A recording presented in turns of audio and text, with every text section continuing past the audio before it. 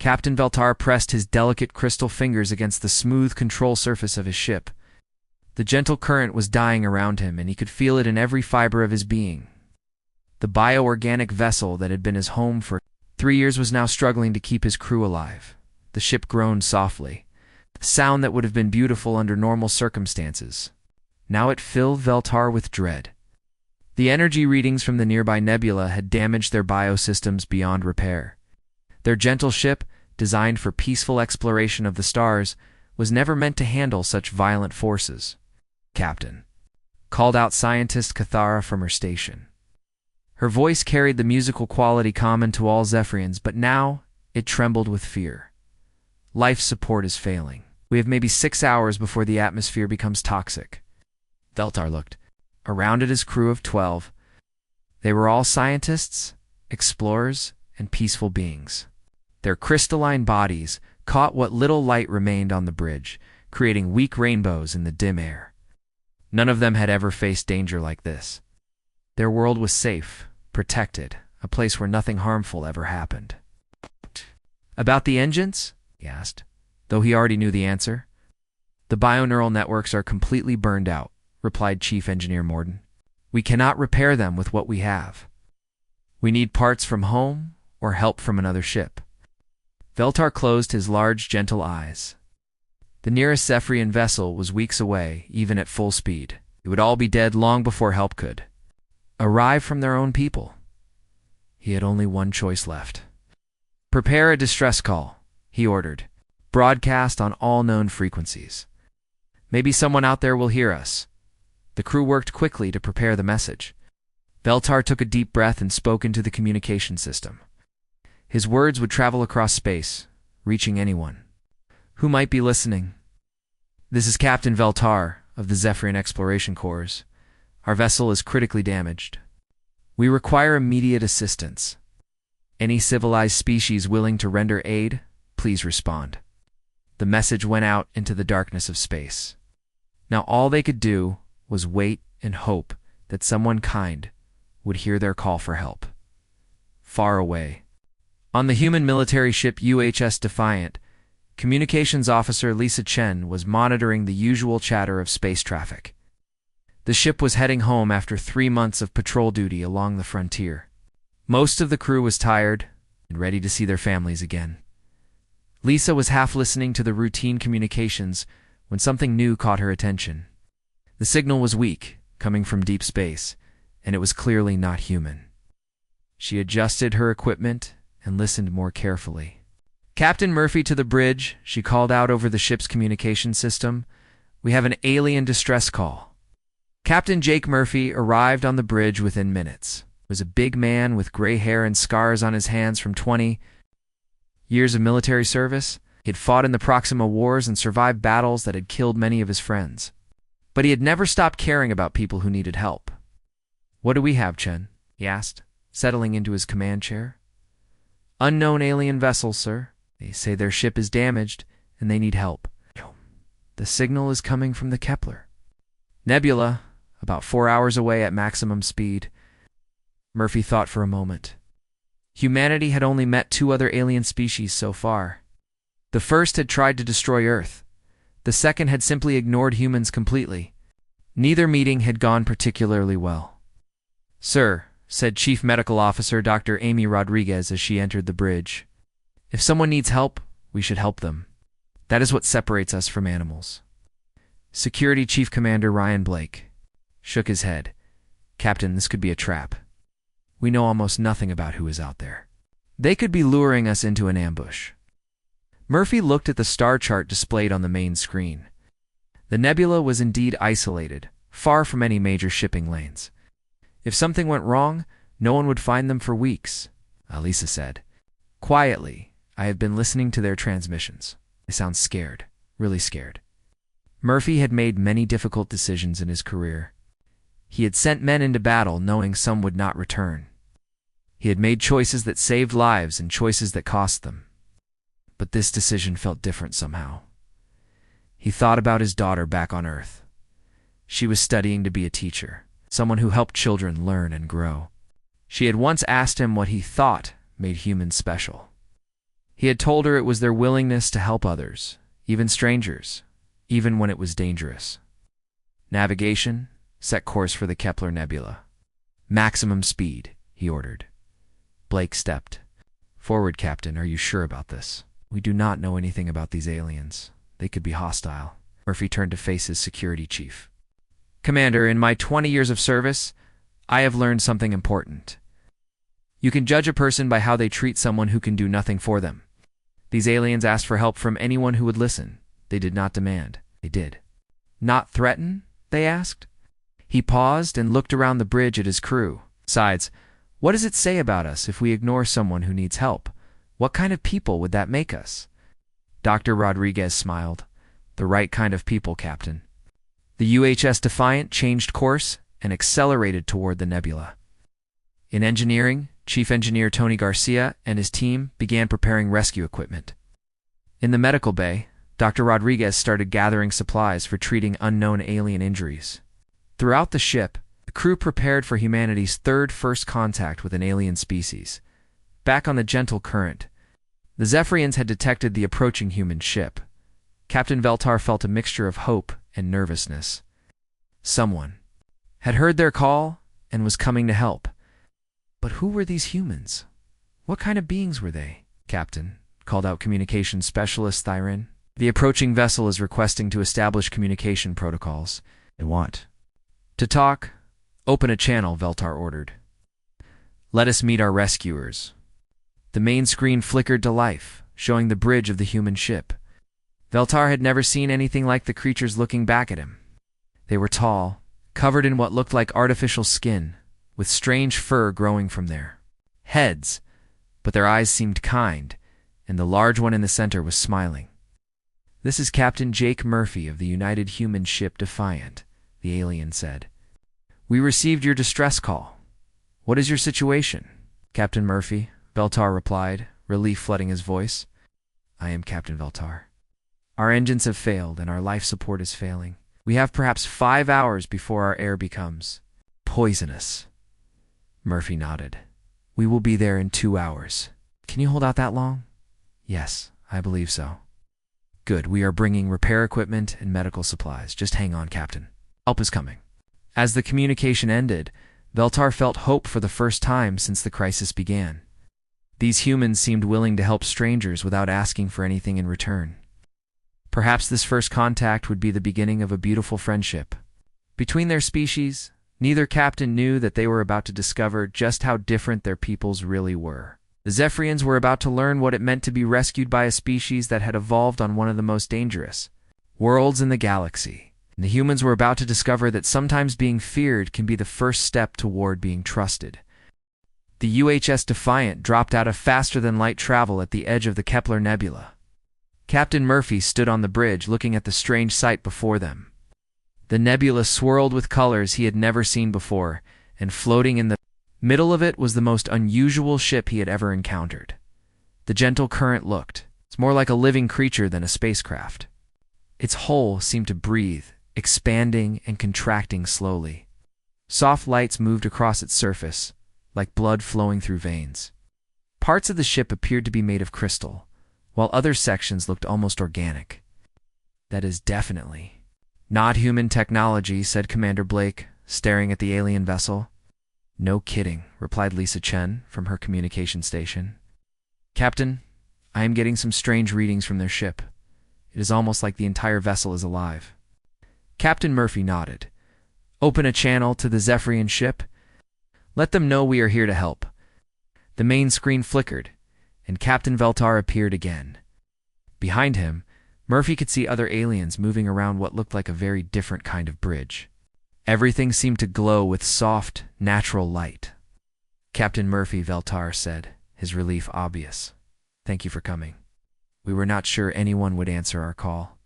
We keep our promises, Captain, Murphy replied. What do you need us to do? Our bioneural networks have been damaged by energy from the nebula. We need new organic components to repair them, but we do not carry spare parts for such major damage. Murphy turned to his chief engineer. Garcia, can we help them? Tony Garcia scratched his head. I will need to see their engine room first, Captain. But if their ship is really alive like it looks, this might be more of a medical problem than an engineering one. Medical problem? Veltar asked, looking confused. Dr. Rodriguez stepped forward. Captain Veltar, would it be possible for us to send some people over to your ship? We would like to see what we are working with, of course, Veltar replied.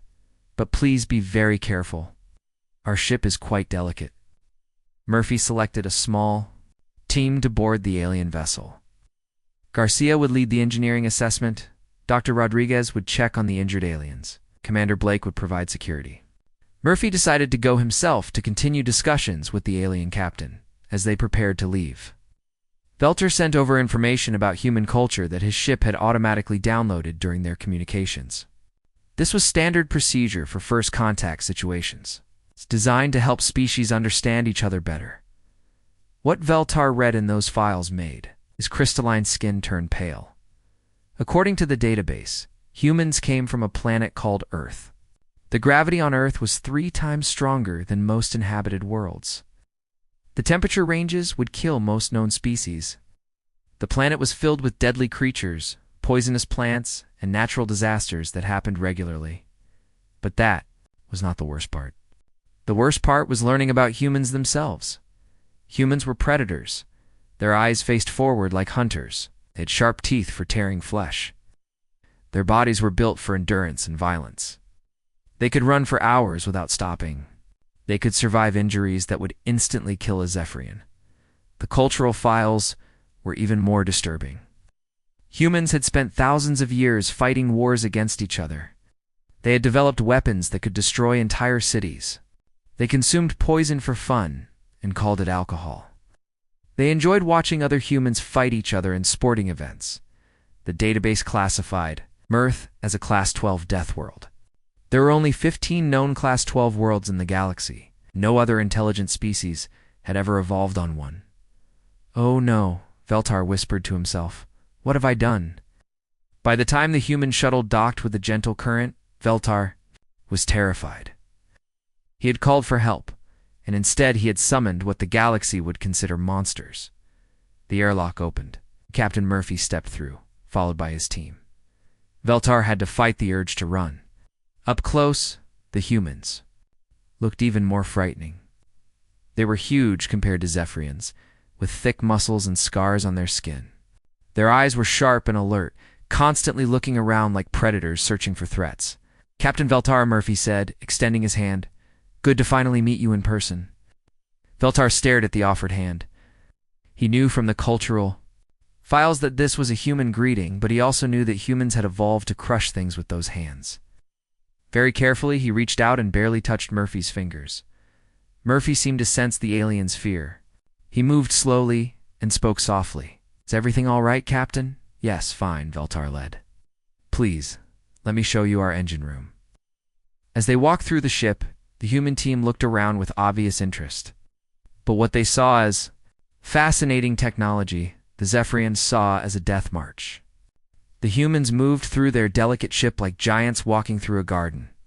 Made of glass, Dr. Rodriguez stopped to examine a Zephyrian who had been injured when the engines failed. The alien had fallen and cracked part of his crystal skin.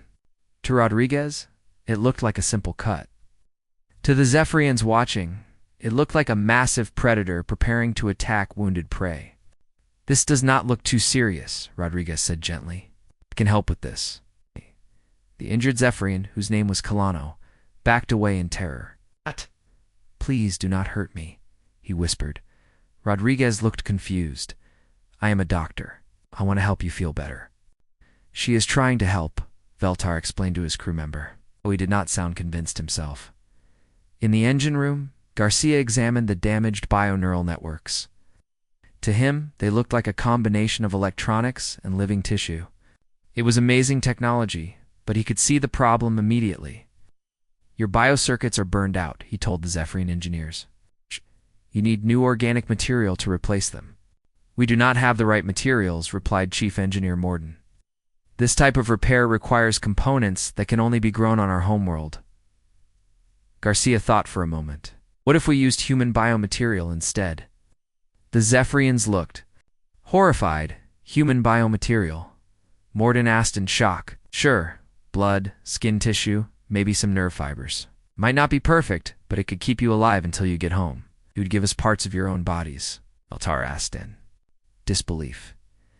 If it helps, Garcia replied with a shrug. I have had worse things happen to me.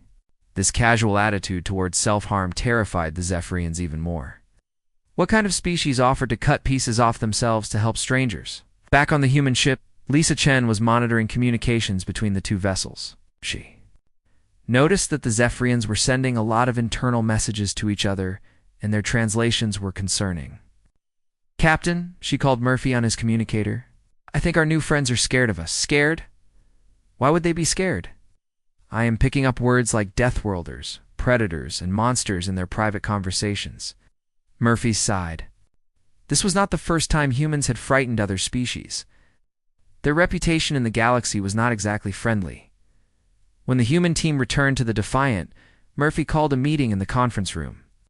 They are afraid of us, he said. Simply why?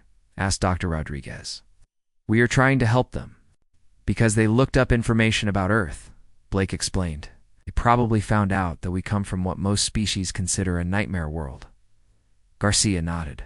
Their engineer asked me if humans really eat poison for fun. I think he meant beer. So what do we do? Rodriguez asked. Murphy thought for a long moment. We do what we came here to do. We help them. Maybe if we show them who we really are, instead of what their databases say we are, they will understand.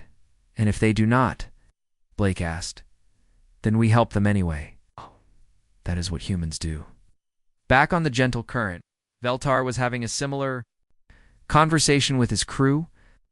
They want to give us parts of their own bodies, Cathara said in amazement. What kind of creatures do that? Dangerous ones, replied Morton. Or maybe ... Maybe what? Veltar asked. Maybe creatures that care more about helping others than protecting themselves. The database says they are predators, but predators do not usually sacrifice themselves for prey. Veltar considered this. Perhaps there was more to humans than their frightening reputation suggested. Perhaps the same qualities that made them dangerous also made them willing to help strangers in need. He just hoped his crew would live long enough to find out which was true. Over the next few hours, both crews worked together despite the fear and confusion. The humans moved carefully around the Zephyrian ship, trying not to frighten their hosts any more than they already had. The aliens watched every move the humans made. Expecting violence at any moment, Dr. Rodriguez set up a temporary medical station in one of the Gentle Current's cargo bays. She worked slowly and gently, treating 3 Zephyrians who had been injured during the engine failure. Each patient approached her like they were walking toward their own death. This might feel a little cold, she told Kalano, as she applied a healing gel to his cracked crystal skin. Kalano closed his large eyes and waited for pain that never came. Instead, the burning sensation in his arm began to fade. He opened his eyes in surprise. It feels better, he said, wonder in his musical voice. Rodriguez smiled. That is the idea. Medicine is supposed to make you feel better, not worse. The other Zephyrians watched in amazement as their friend's wounds began to heal. The human doctor was not hurting him. She was actually helping him get better. How did you learn to be so gentle? Asked Cathara, the young scientist. Your database says humans are violent creatures. Rodriguez paused in her work. My species can be violent, that is true, but we are also capable of great kindness. I became a doctor because I wanted to help people feel better. That is more important to me than anything else. But why? Cathara pressed. Why would a predator species care about healing? Because, Rodriguez said softly, the same instincts that make us fight also make us protect. When we see someone who is hurt or in danger, we want to help them. It does not matter if they are human or alien. Meanwhile, in the engine room, Tony Garcia was working with the Zephyrian engineers to repair their bioneural networks. The aliens watched nervously as the human engineer handled their delicate technology with surprisingly gentle hands. You are being very careful, observed Morton. I expected humans to be more ... destructive. Garcia laughed. I have been an engineer for 15 years. You learn to be gentle with complicated equipment, or it breaks and people die. Besides, this is beautiful technology. I would hate to damage something so amazing. You think our technology is beautiful? Theron asked in surprise. Are you kidding? A ship that grows instead of being built? Biocircuits that can heal themselves? This is incredible. My people dream of technology like this. The Zephyrians had never thought of their ship as particularly special. To them, it was simply normal. But seeing Garcia's genuine excitement and respect for their work made them feel proud. Would you like to understand how it works? Morden asked cautiously. Garcia's eyes lit up. Would I? That would be amazing. For the next hour, the alien engineers explained their biotechnology to the human. Garcia listened with the enthusiasm of a child hearing his favorite story. He asked intelligent questions and made suggestions that showed he truly understood what they were teaching him. You know, Garcia said as he carefully connected a new biocircuit, I think I can improve the efficiency of this system by about 20%. Improve it? Morden asked. How? Well, you have these beautiful organic pathways, but some of the connections are taking the long way around. If we reroute just a few circuits, ... Garcia made some quick adjustments. There, try it now. Zephyrians checked their instruments. Garcia was right. The system was working better than it had before the damage. Impossible, whispered Theron. How did you see that so quickly? Garcia shrugged. Sometimes it takes fresh eyes to spot a problem. You have been looking at this system the same way for so long, you've stopped seeing ways to make it better. Up. On the bridge, Captain Murphy and Captain Veltar were having their own conversation. The Zephyrian captain was still nervous, but his fear was slowly being replaced by curiosity. Captain Murphy, Veltar said carefully, May I ask you something personal? Of course. Why did you come to help us? Your databases must have told you that we are weak, fragile creatures. We have nothing to offer you in return for your assistance. Murphy thought for a moment. Captain, do you have children? Yes, I have 2 young ones at home. So do I. A daughter. She once asked me what makes humans special compared to other species. I told her it was our willingness to help others, even strangers, even when it was dangerous for us. But why? Veltar pressed. What do you gain from helping strangers? We gain the knowledge that we are the kind of people who help when help is needed, Murphy replied. In my experience, the measure of a person is not how strong they are or how much they can take. It is what they do when someone weaker needs their protection. Veltar considered this. Your species evolved as predators. Most predatory species only care about themselves and their own kind. Murphy nodded. That is true for most predators. But humans are social predators. We evolved in groups. We learned that the group survives better when everyone helps everyone. Else, that instinct never went away, even when we reached the stars.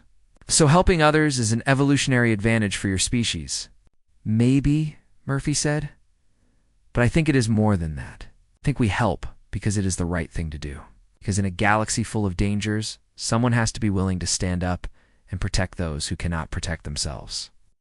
Their conversation was interrupted by an urgent call from the human ship. Captain Murphy, came Lisa Chen's voice over the communicator. We have a problem. What kind of problem? Murphy asked. Lieutenant Sam Peters is requesting permission to manually guide 3 damaged Zephyrian shuttles through the nebula's energy field. Their navigation systems are too damaged to make it safely on their own. Murphy and Veltar looked at each other.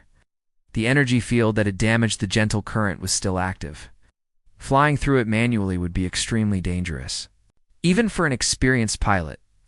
That is too risky, Veltar said quickly.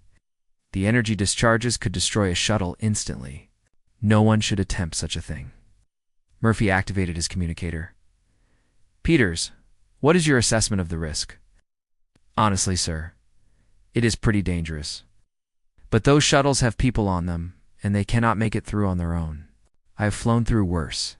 Have you really? Veltar asked quietly. Murphy smiled grimly. Peters flew evacuation missions during the Proximal War.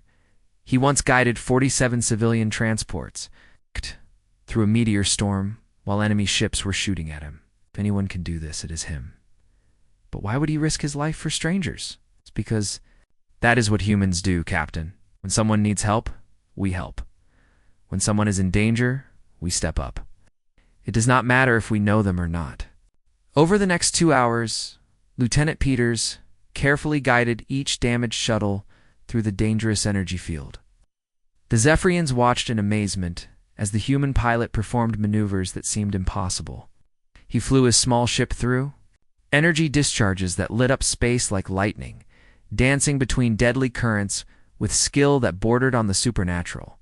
When the last shuttle was safely through it, the Zephyrians erupted in celebration.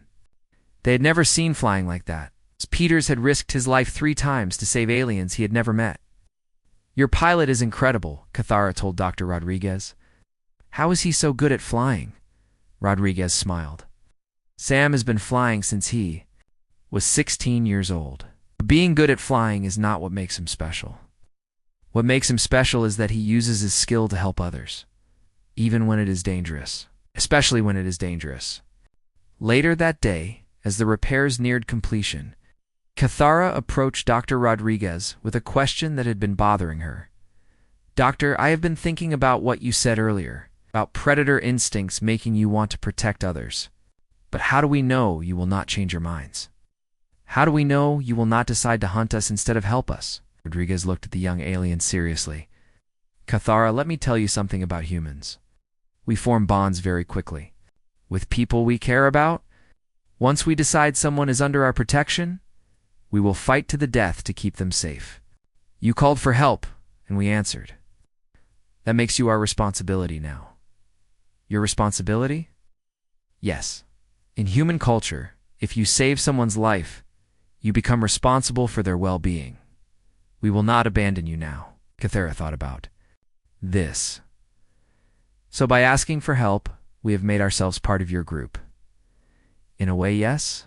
That is actually quite comforting," Cathara admitted, as the day ended.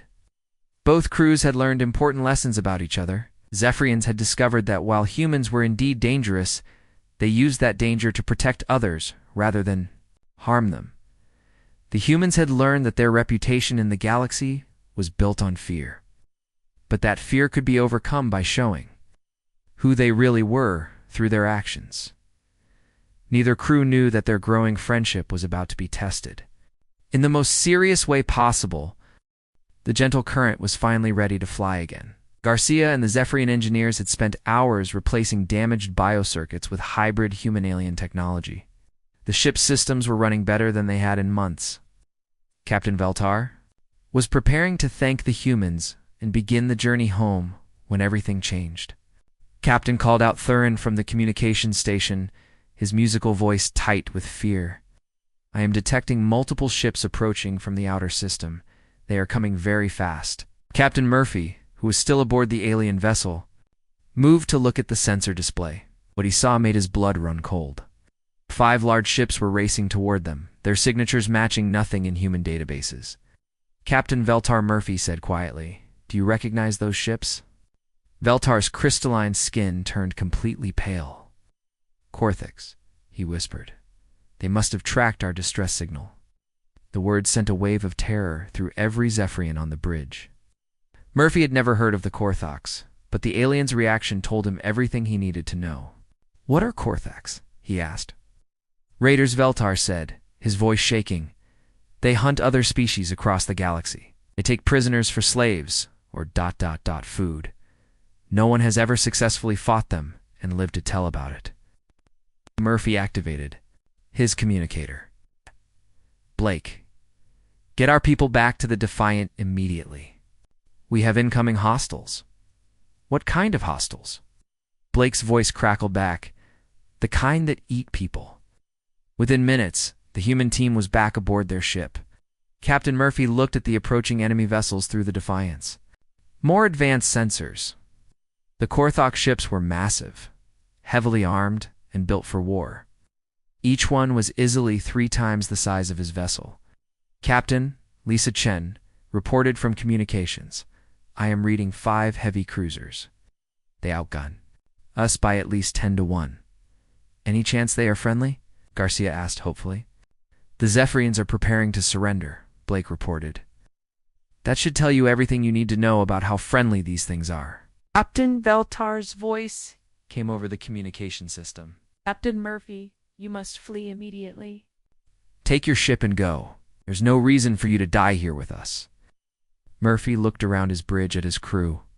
These were people who had served with him through the worst battles of the Proxima War. They had faced impossible odds before and survived through skill, determination, and refusal to abandon each other. Captain Veltar Murphy replied with, "Respect, you do not understand humans very well yet. Please, Captain Murphy, be reasonable. You cannot fight 5 heavy cruisers with one ship. This is suicide." Murphy smiled grimly. "Captain, we did not come this far to abandon people who need help. Today, the Korthoks learned what happens when they threaten our friends." The word friends struck the Zephyrians like lightning. In just one day, these strange Deathworlders had gone from terrifying strangers to calling them friends. "Navigation," Murphy ordered. "Move us between the Korthok fleet and the gentle current. Weapons, charge all systems. Engineering, give me everything the engines have got." "Sir," Blake said quietly, "the odds are not good, Commander. When have the odds ever been good for humans? We are the species that survived ice ages, plagues, wars, and natural disasters. We did not get this far by running away when things got difficult." The UHS Defiant moved to intercept the approaching Korthok fleet. The alien ships were huge, dark vessels covered in weapon ports and armored plates. They looked like they had been built for one purpose, destroying everything in their path. "Incoming transmission from the Korthok fleet," Chen reported. "I'll put it on screen." The main display showed a creature that looked like a nightmare. The Korthok commander had 4 arms, razor-sharp teeth, and eyes like black holes when it spoke. Its voice sounded like grinding metal. "Human vessel, you will stand down and prepare to be boarded. Surrender now, and we will kill you quickly." Murphy stood up from his command chair. "This is Captain Jake Murphy of the United Human Ship Defiant. You will turn around and leave this system immediately." The Korthok commander laughed, a sound like breaking glass. "One small ship against our entire fleet? You are either very brave or very stupid." "Probably both," Murphy admitted. "But you are about to find out what happens when you threaten people under human protection." "Under human protection?" The alien commander seemed amused. "What protection can one ship provide?" "More than you think." The communication ended. That Korthok fleet continued its approach, clearly not taking the human threat seriously. Why should they? 1 ship against 5 was not a battle. It was target practice. On the gentle current, the Zephyrians watched in amazement and horror as the human vessel moved directly into the path of the enemy fleet. The humans were not running. They were not hiding. They were preparing to fight a battle they could not possibly win. "They are going to die for us," Kethris said in disbelief. Captain Veltar felt something he had never experienced before: shame. His people were preparing to surrender without a fight, while these humans were willing to die to protect strangers they had met only hours ago. Captain Morden said quietly, "Perhaps we should help them." "Help them how? They have no weapons except mining lasers. Our ship is built for exploration, not war. Maybe we cannot fight, but we can try to escape. If we run, the humans will not have to protect us." Veltar considered this, but quickly shook his head. "We are too slow. The Korthoks would catch us easily. The only reason we have any chance of survival is because the humans are willing to fight for us." "Then we stay and witness their sacrifice," Cathara said solemnly. Aboard the Defiant, the crew prepared for battle. Pilots climbed into their small craft. In engineering, Garcia pushed the engines beyond their safety limits. In the medical bay, Dr. Rodriguez prepared for casualties. "Captain," Lieutenant Peters called from the fighter bay. "My squadron is ready to launch." "Negative, Peters. Keep your birds in the nest until I give the word." Dum dum dum dum dum dum dum dum dum dum dum. "With respect, those are big ships out there? We're going to need every advantage we can get." Murphy looked at the tactical display. Peters was right. The Korthok ships were massive and heavily armed, but they were also built like typical military vessels, powerful, but predictable. The humans would need to use strategy, not strength. Blake, what do you know about the nebula's energy patterns? They're highly unstable and extremely dangerous. Why? Because we are about to use them as weapons. The first Korthok cruiser opened. Fire, sending energy beams toward the Defiant. Murphy ordered evasive maneuvers, and the human ship danced between the deadly shots. The aliens were good, but they were firing at a ship built by people who had learned to fight in 3 dimensions while dodging asteroids and comets. Turn fire, Murphy ordered. The Defiant's weapons struck the Korthok cruiser's shields, causing bright flashes but no real damage. The enemy ships were too well protected for conventional attacks to be effective. Captain Garcia called from engineering. I have an idea.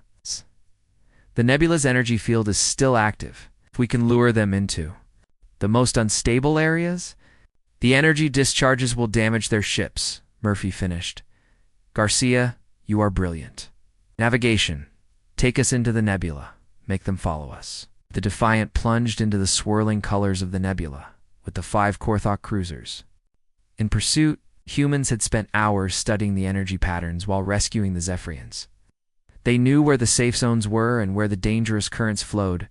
The Korthoks did not, lightning-like. Energy discharges began striking the alien ships as they followed the Defiant deeper into the nebula. Their shields absorbed most of the damage, but the constant bombardment was beginning to wear them down. They are still coming, Chen reported, and they are getting angry, Good Murphy replied. Angry enemies make mistakes. Peter's launch. Your fighters? Time to show these things how humans really fight. The battle was about to begin in earnest. The battle that followed changed everything the Zephyrians thought they knew about warfare. The human fighters launched from the Defiant like angry wasps, diving straight into the enemy formation. Lieutenant Peters led his squadron in attacks. That made the aliens watching hold their breath in terror. The human pilots flew through weapons fire. That should have vaporized them instantly. They used the nebula's energy currents like roads, riding the dangerous discharges to gain speed and avoid enemy shots. What looked like suicide runs to the Zephyrians were actually carefully calculated attacks. Based on split-second timing and incredible skill, how are they not dying? Kethra whispered, as she watched a human fighter weave between 3 different energy beams. Captain Veltar could not answer. His people had never seen anything like this. The humans were not just fighting, they were hunting. They used every trick, every advantage, every piece of the environment around them as a weapon. The Defiant itself moved through space like a living creature. Captain Murphy used the nebula's dangerous zones the way other ships used empty space. He took his vessel through energy fields that would tear apart most ships. Trusting in human engineering and his crew's ability to handle the impossible, shields at 60%, Blake reported, as another Korthok energy beam struck their hull. Engineering, can you give me more power? Murphy called down to Garcia. Captain, I am already pushing the engines past their safety limits. But if you can give me 2 minutes, I think I can route some power from life support. Do it, Dr. Rodriguez, monitoring the conversation from the medical bay. Did not even blink at the idea of reducing life support during a battle. She simply prepared for the possibility of treating crew members for oxygen deprivation. While continuing to coordinate medical responses under fire, this casual acceptance of extreme danger amazed the Zephyrians. These humans were treating a life or death battle like it was just another day at work. The tide began to turn when Garcia implemented his master plan. He had been studying the nebula's energy patterns since they arrived, and he discovered something interesting. The energy discharges were not random. They followed predictable patterns based on the gravitational forces of nearby stars. Captain Garcia called up to the bridge. I can use the nebula's energy field as a weapon, but I need you to position us at exactly the right spot. What kind of weapon? Think of it as the galaxy's largest lightning bolt. The energy field in the right way, I can create an electromagnetic pulse that will knock out 3 of their ships at once. Murphy grinned. Garcia, remind me to give you a raise if we survive this. The Defiant moved to the precise location Garcia had calculated, even as Korthok weapons fire exploded around them. The human ship took hit after hit, but it kept moving toward the target zone. Shields at 30%, Blake reported. 20%. At 10%. We are in position, the navigation officer announced. Do it, Garcia! The chief engineer activated his improvised weapon system. Nebula's energy field, already unstable from the battle, suddenly erupted in a cascade of electrical discharges. The pulse spread outward like ripples in a pond. Washing over 3 of the 5 Korthok cruisers, the enemy ships went dark as their electrical systems overloaded. Emergency lighting flickered on aboard the alien vessels, but their main weapons and shields were completely disabled. Direct hit on 3 targets, Chen reported with excitement. They are dead in the water. The remaining 2 Korthok cruisers suddenly found themselves facing a human ship that was damaged, but still fighting, while 3 of their allies were helpless. For the first time since the battle began, the odds were almost even, but the humans were not done yet. Peters, take your squadron and finish off those disabled ships before they can repair their systems, Murphy ordered. With pleasure, sir. Human fighters swarmed over the helpless Korthok cruisers like predators attacking wounded prey. They targeted engines, weapons, and life support systems with surgical precision. Within minutes, all 3 disabled ships were completely destroyed. The 2 remaining Korthok vessels tried to retreat, but they had made a fatal mistake. They had followed the humans deep into the nebula, far from any escape route. Now they were trapped in the same dangerous energy field that had been used against their allies. Captain, the Korthok commander's voice came over the communications system again. We surrender. Please show mercy. Murphy looked around his bridge at his crew. They were battered, tired, and running on emergency power, but they were still alive, and they had won an impossible battle. You came here to hunt people who asked for help, Murphy replied coldly. You threatened to kill and eat innocent beings who never did anything to hurt you? What mercy did you plan to show them? Please, we did not know they were under human protection. We will leave and never return. You were right about that. You will never return. The final 2 Korthok ships were destroyed within the hour.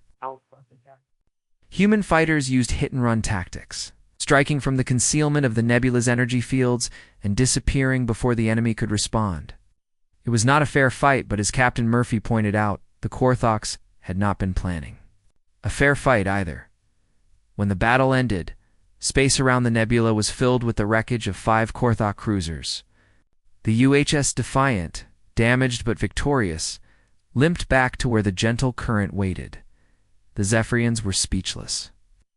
They had just watched one human ship destroy an entire fleet of the galaxy's most feared raiders. It should have been impossible, but they had seen it with their own eyes. Captain Murphy Veltar's voice came over the communications system. I do not have words to express our gratitude. No thanks necessary, Captain. We told you these people were under our protection. Humans keep their promises. As repairs began, on both ships, the Zephyrians tried to understand what they had witnessed. The humans had not just fought bravely. They had fought intelligently. They had turned the environment itself into a weapon. They had used tactics that no other species had ever imagined. What did they do it? Morden asked his fellow engineers. How did they defeat ships so much larger and more powerful? They thought like predators, Cathera realized. They did not try to match the enemy's strength. They used the enemy's strength against them. Dr. Rodriguez came aboard the Gentle Current to check on the Zephyrians who had been injured during the battle. None of them had been seriously hurt, but several were suffering from shock. Dr. Cathera said as Rodriguez examined her, I need to ask you something. Of course. Are all humans like your crew, willing to risk everything for strangers? Rodriguez considered the question carefully. Not all humans are soldiers or fighters. But yes, most humans will try to help when someone needs help. It is just how we are made. Even when it means fighting against impossible odds, especially then, humans do not like bullies, and we do not like to see innocent people get hurt. When someone threatens people who cannot protect themselves, we tend to take it personally. Captain Murphy and Captain Veltar met in the Gentle Current's main conference room to discuss what would happen next. The Zephyrian captain was still trying to process everything that had occurred. Captain Murphy, Veltar said, My people owe you a debt we can never repay. You saved our lives when you could have easily escaped. Captain, we did what anyone should do when friends are in trouble. Veltar repeated the word slowly. Yes, I think we are friends now, but I must ask you something. What will my people think when I tell them what happened here? What will the galaxy think when word spreads about this battle? Murphy smiled.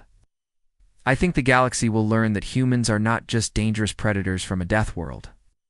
We are dangerous predators from a death world who will fight to the death to protect people we care about. And that makes you good allies to have. The best kind of allies. The kind who will never abandon you when things get difficult. 3 months later, Captain Veltar stood before the Zephyrian Science Council, delivering his report about first contact with humanity. His recommendation was simple: formal alliance, immediate diplomatic relations, and a mutual defense treaty. Humans, he told the council, are the most dangerous species we have ever encountered. They come from a world that would kill any of us in minutes. They are predators, fighters, and warriors. He paused, looking around the room at the concerned faces of his fellow Zephyrians. They are also the most trustworthy, loyal, and protective beings in the galaxy. When they call you friend, they mean it. When they promise to protect you, they keep that promise, even if it costs them their lives. The council voted unanimously to accept the Human Alliance proposal.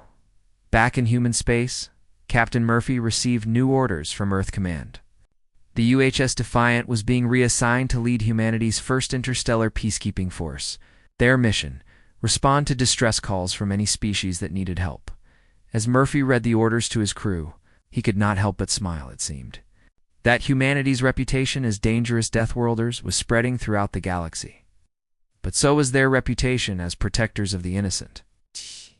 Well, people, he told his crew, looks like we are going to be busy.